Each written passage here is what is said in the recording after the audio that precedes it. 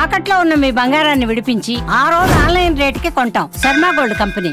నమస్కారం, సుమన్ టీవీకి స్వాగతం. నేను మానస. ఈ రోజు మనతో పాటు ఉన్నారు జ్యోతిష్య రత్న, జ్యోతిష్య చక్ర వైభవ నిపుణ డాక్టర్ రాళ్లపల్లి రవికుమార్ గారు. వారితో మాట్లాడదాం. జూన్ నెల మాసానికి సంబంధించిన మాస ఫలితాల గురించి తెలుసుకుందాం. గురుగారు నమస్కారం అండి. నమస్కారం. గురుగారు, ముందుగా ఈ జూన్ మాసంలో ద్వాదశ రాశులకి సంబంధించి అంటే నవగ్రహాలు ద్వాదశ రాశుల్లో ఏ ఏ స్థానాల్లో ఉన్నాయో ముందుగా వివరించండి. తప్పకుండా. శరదిందు సమాకారే పరబ్రహ్మ స్వరూపిణి వాసరాపీఠ నిలయే సరస్వతి నమస్తుతే. సుమన్ టీవీ ప్రేక్షకులకి నమస్కారం. ఈ మాసం అంటే జూన్ నెల. జూన్ నెలలో నవగ్రహాలు ఎక్కడ ఉన్నాయో తెలుసుకున్నాం. ఎందుకంటే ప్రతిసారి మనం మాస ఫలితాలు చెప్పుకున్నప్పుడు ముందుగా ఏ గ్రహం ఏ రాశిలో ఉన్నాయో తెలుసుకుంటే గ్రహ సంచారం గురించి ఫస్ట్ తప్పకుండా తెలుసుకోవాలండి. ముందుగా వచ్చేసి సూర్యుడు అంటే రవి. అంటే ప్రతి నెల కూడా 15వ తారీఖు నుంచి ఒక రాశి నుంచి ఇంకో రాశిలోకి మారుతారు. సో మనకి జూన్ 15 నుంచి వేసుకుంటే కనుక జూన్ 14 తారీఖు దాకా వృషభ రాశిలో ఉంటారు. జూన్ 15 నుంచి మిథున రాశిలోకి వస్తారు. సో జూన్ 15 నుంచి చూపించగా జూలై 14 దాకా రవి మనకి మిథున రాశిలోనే ఉంటారు. అలాగే బుధుడు వచ్చేసి మనకి మిథున రాశిలో స్వస్థానంలో ఉంటారు. అలాగే మనకి శని వచ్చేసి ప్రస్తుతం మీన రాశిలోకి ప్రవేశించారు. అలాగే గురువు కూడా మనకి మిథున రాశిలోకి ప్రవేశించారు. మిథున రాశిలో ఉంటారు ఈ సంవత్సర కాలం అంతా. శని కూడా సంవత్సర కాలం అంతా మీన రాశిలో ఉంటారు. అలాగే రాహు వచ్చేసి మనకి కుంభరాశిలో ఉంటారు. అలాగే మనకి కేతు వచ్చేసి మనకి సింహరాశిలో ఉంటారు. అలాగే కేతుతో పాటు కుజుడు కూడా అక్కడే సింహరాశిలో ఉంటారు. ఇది కాకుండా ముఖ్యంగా శుక్రుడు వచ్చేసి మనకి మేషరాశిలో ఉంటారు. ఈ కాంబినేషన్ అంతా మనకి ఈ నెలల్లో ఇలా ఉంటుంది. ఇప్పుడు ముఖ్యంగా అంటే 5/6/2025 నుంచి కుజుడు నీచత్వం వెళ్ళిపోయి మనకి సింహరాశిలోకి ప్రవేశిస్తున్నాడు. ఇన్నాళ్ళు మనకి ఈ యుద్ధ వాతావరణం తీసుకోండి, ఎర్త్క్వేక్స్ లాంటివి తీసుకోండి, అలాగే ఫైర్ యాక్సిడెంట్స్ తీసుకోండి, అలాగే ఇల్లు కూలిపోవడాలు కానివ్వండి, ఈ మిలిటెంట్ అటాక్స్ కానివ్వండి, ఇవన్నీ కూడా ఈ నక్సలైట్స్ కానివ్వండి, ఇవన్నీ సమస్యలు కూడా ఒక కొలిక్కి వచ్చినట్టమాట. 5/6/2025 నుంచి కుజుడు నీచత్వం వెళ్ళిపోతున్నాడు. ఎందుకంటే ఇది లాస్ట్ ఇయర్ అక్టోబర్ నుంచి ఉంది మనకి కుజుడు నీచత్వం అనేది. సరే వక్రగతి అని మామూలుగానే వచ్చింది, మళ్ళీ ఏప్రిల్ నుంచి మళ్ళీ విజృంభించింది. సో ఈ కుజుడు నీచత్వం అనేది వెళ్ళిపోతే కనుక మనకి దేశానికి కూడా అంటే పీస్ఫుల్గా ఉంటుందని చెప్పుకోవచ్చు. కానీ ఇక్కడ ఏంటంటే మళ్ళీ కుజుడు కూడా ఇక్కడ సింహంలో వచ్చినా కూడా కేతుతో కలిసి సప్తమ స్థానంలో ఉన్న రాహుని చూస్తున్నాడు. కాబట్టి ఇప్పుడు కూడా కొంచెం ఉధృతి ఉంటుంది. అంటే మనకి ఎప్పటిదాకా ఉందంటే మనకి 28 జూలై 2025 వరకు ఈ కుజుడు కేతు కలిసి ఉంటారు. ఈ కుజుడిని రాహు చూస్తుంటాడు. సో 28 జూలై దాకా కూడా మళ్ళీ ఈ ప్రకృతి వైపరీత్యాలు కానివ్వండి ఇలాంటి వరకు చిన్న చిన్న జరిగేందుకు అవకాశాలు ఉన్నాయి. అలాగే యాక్సిడెంట్స్ ఎక్కువగా జరిగేటట్టు ఉన్నాయి ఈ 1 మంత్ ఈ 2 మంత్స్లో కూడా.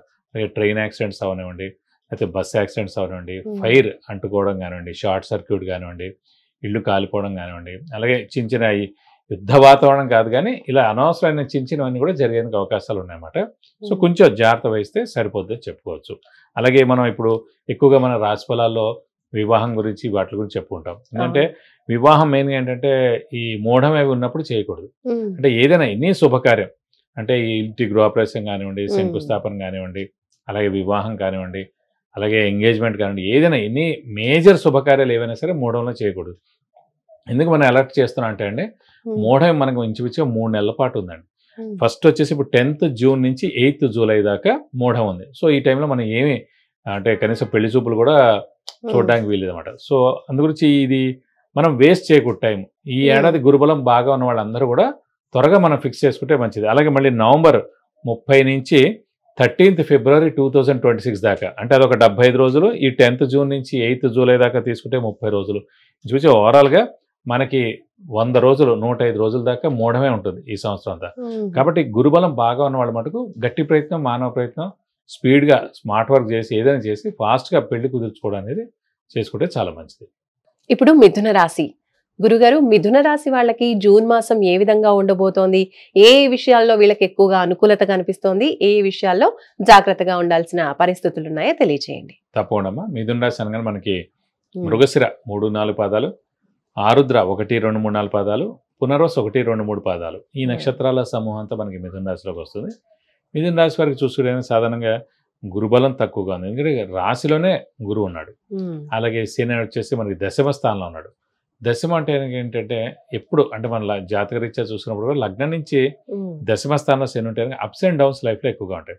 ఒకసారి ఫుల్ అప్ ఉంటుంది, ఒకసారి డౌన్ ఉంటుంది, ఒకసారి ఎదుగుతుంటారు, ఒకసారి కింద పడిపోతూ ఉంటారు అనమాట. అలా జాతక రీత్యా అది ఫిక్స్డ్ లైఫ్ లాంగ్ అలా ఉంటుంది. కానీ గోచారీత్య అనే వచ్చినప్పుడు మటుకు కొంచెం ఆ 2.5 సంవత్సరాల్లోనే అప్ డౌన్ ఉండేందుకు అవకాశాలు ఉన్నాయి. కాబట్టి కొంచెం మిశ్రమంగా ఉంటుందని చెప్పుకోవాలి. అలాగే తృతీయ స్థానంలో కేతువు చాలా బాగున్నాడు, భాగ్యస్థానంలో రాహు చాలా బాగున్నాడు. అలాగే ఈ మిథున రాశికి యోగకారకుడు, అదృష్టకారకుడు, లక్ ఫేవర్ చేసే గ్రహమైన శుక్రుడు కూడా లాభస్థానంలో చాలా బాగున్నాడు. అలాగే రాశిలోనే మిథున రాశికి బుధుడు స్వస్థానంలో ఉన్నాడు. కాబట్టి అనుకున్న పనులన్నీ కూడా చిన్నవి ఏమైనా కూడా అవన్నీ కూడా నెరవేర్తాయని చెప్పుకోవాలి. పెద్దవి కాదు కానీ హార్డ్ వర్క్, స్మార్ట్ వర్క్ కలిసి వస్తుందండి.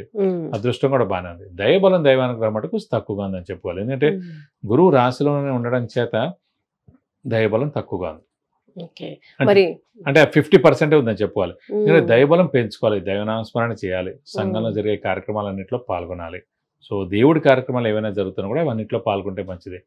గురువులు దర్శించాలి, గురువు యొక్క బ్లెస్సింగ్స్ పొందాక దైవబలం పెరుగుతుంది. ఎప్పుడైతే దైవబలం పెరిగిందో అప్పుడు మనకి ఏమైనా అడ్లు ఆటంకాలు ఏమైనా కూడా మెల్లిగా తొలగిపోయి అన్ని పనులు జరుగుతుంటాయి. అలాగే ఈ రాశి వారికి కూడా విపరీతమైన డబ్బు ఖర్చు చాలా ఉంటుంది. వ్యాపారస్తులకు కూడా విపరీతమైన ఖర్చులు ఉంటాయి. అలాగే ముఖ్యంగా ఈ విద్యార్థులకు కూడా మిశ్రమంగా ఉందన్నమాట. అంటే మరీ అత్యద్భుతంగా లేదు, మిశ్రమంగా ఉంది. వీటి పోటీ పరీక్షలు ఉంటాయి. ఇప్పుడు ఎంసెట్ లాంటివి కానివ్వండి, నీట్ కానివ్వండి, లేదంటే ముఖ్యంగా ఈ సెట్స్ ఏవైతే ఉన్నాయో ఎంబీఏ కానీ ఇవన్నీ కూడా రాయడానికి ఇప్పుడు సమయం ఆసనమైంది. కాబట్టి బాగా కష్టపడితే కానీ మంచి ఫలితాలు కానీ, మంచి ర్యాంకులు కానీ, మంచి సీట్ కానీ, మంచి కాలేజీలో వచ్చేందుకు అవకాశాలు చాలా తక్కువగా అన్నమాట. కాబట్టి హార్డ్ వర్క్ చేయండి, స్మార్ట్ వర్క్ చేయండి. బాగా చేస్తే కనుక ఉన్నతి అనేది కనిపిస్తామట. లేదంటే కనుక మిశ్రమంగా ఉందనే చెప్పుకోవాలి మిథున రాశి వారికి. మరి ఉద్యోగస్తుల పరిస్థితి ఏంటంటారు? వాళ్ళకి ఏ విధంగా ఉంది? ఉద్యోగస్తులకు వచ్చేసి శని అనేది మెయిన్గా ఉద్యోగ కారకుడు అండి. ఎవరికైనా సరే ప్రొఫెషన్ కారకుడు కానీ, ఉద్యోగ కారకుడు కానీ శని అనమాట, జాతీయ రీత్యా. అలాంటి శని ఈ మిథున రాశి వారికి 10th హౌస్లో ఉంది. కాబట్టి ఉద్యోగస్తులకి శుభ పరిణామం అని చెప్పుకోవచ్చు. ఉద్యోగస్తులు, నిరుద్యోగులు ఎవరైతే ఉన్నారో వారికి ఉద్యోగం వస్తుంది. ఉద్యోగస్తులకి నేమ్ అండ్ ఫేమ్, బాస్ నుంచి మన్నన అనే ప్రమోషన్స్ వచ్చేందుకు కూడా అవకాశాలు ఎక్కువగా ఉన్నాయి.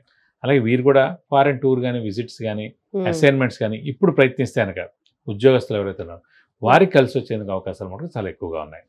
మరి వ్యాపారస్తుల పరిస్థితి ఏ విధంగా ఉండండి? కొత్తగా వ్యాపారాలు స్టార్ట్ చేయొచ్చు అంటారా? వ్యాపారస్తులు బట్టి కొంచెం గడ్డు కాలం అని చెప్పాలి. ఎందుకంటే ఎంత రాశిలో బుధుడు స్వస్థానంలో ఉన్నా కూడా ఈ నెలలే ఉంటాడు, తర్వాత మళ్ళీ కర్కాటక రాశిలోకి వెళ్ళిపోతాడు. కానీ ముఖ్యంగా చూడాల్సింది మనకి ఏంటంటే వ్యాపారానికి ఖచ్చితంగా గురువు అనే గ్రహం చాలా బాగుండాలి, శని అనేది కూడా చాలా బాగుండాలి. గురువు అనే ఏంటంటే గురువు మెయిన్గా ధనకారకుడు ఎవరికైనా సరే. సో అలాంటి ధనకారకుడు మెయిన్గా గురువు అనే గ్రహం వచ్చేసి రాశిలో ఉండిపోవడం చేత 50% బలం ఉందన్నమాట. సో ఈ 50% బలంతో చాలా కష్టం. మనం ఎక్స్పాన్షన్ జోలికి వెళ్ళకూడదు, కొత్త వ్యాపారం పెట్టకూడదు, క్రెడిట్స్ ఎక్కువగా ఇవ్వకూడదు, అప్పులు ఎక్కువగా చేయాల్సి వస్తుంది, కొత్త అప్పులు కూడా చేయాల్సి వస్తుందని చెప్పవచ్చు. అలాగే అప్పుల వాళ్ళ బెడద కూడా తప్పదన్నమాట. కాబట్టి వ్యాపారస్తుల మటుకు మిశ్రమంగా ఉంది కాబట్టి కొంచెం జాగ్రత్తగా ఉండడం ఉత్తమం అని చెప్పుకోవాలి. ఓకే. మరి మిథున రాశి వాళ్ళు జూన్ మాసంలో పరిస్థితులు ఇప్పుడు చెప్తున్నారు అన్ని కూడా మిశ్రమంగా ఉన్నాయి అంటున్నారు. కాబట్టి మిశ్రమ ఫలితాల నుంచి చక్కని ఫలితాలు ఆశించాలి అంటే ఏ పరిహారాలు పాటించాలంటారు? మిథున రాశి వారు కూడా సేమ్ అండి. ఎందుకంటే గురువు బలం తక్కువగా ఉంది కాబట్టి మేష రాశి వారిలాగా ఖచ్చితంగా దక్షిణామూర్తిని ఎక్కువగా ఆరాధించాలి. అలాగే ముఖ్యంగా దత్తాత్రేయ స్వామిని కూడా ఎక్కువగా పూజించాలి. ప్రతిరోజు దత్తాత్రేయ స్వామి అష్టోత్తరం, దక్షిణామూర్తి శ్లోకం, అష్టోత్తరం చదువుకుంటే చాలా మంచిది. అలాగే వీలైతే కనుక ప్రతి గురువారం దత్తాత్రేయ స్వామి టెంపుల్కి వెళ్ళి 41 ప్రదక్షిణాలు చేయడం, అలాగే ఖచ్చితంగా ప్రతి గురువారం ఉపవాసం ఉండడం ఈ సంవత్సర కాలం చేస్తే చాలా మంచిది. అలాగే వీలైతే కనుక గురువుకి 16 వేల సార్లు జపం చేయించి కేజీంపావు శనగపప్పు, ఒక ఎల్లో లుంగి, 1000 రూపాయల వర్త్ గోల్డ్ ఐటమ్ కనుక దానం ఇస్తే కనుక గురువు యొక్క దోషం తొలగిపోయి మీకు అన్ని విధాలు మంచి చేకూరుతుంది. రైట్ గురుగారు, ధన్యవాదాలు. నమస్కారం. చూసారు కదండి, ఈ జూన్ నెలంతా కూడా చక్కగా అనుకూలించడం కోసం మిథున రాశి వాళ్ళు ఏ పరిహారాలు పాటించాలి, అలాగే జూన్ మాసం వాళ్ళకి ఏ విధంగా అనుకూలించబోతోంది అనే విషయాలు గురుగారు తెలియజేశారు. చూస్తూనే ఉండండి సుమన్ టీవీ. నమస్తే.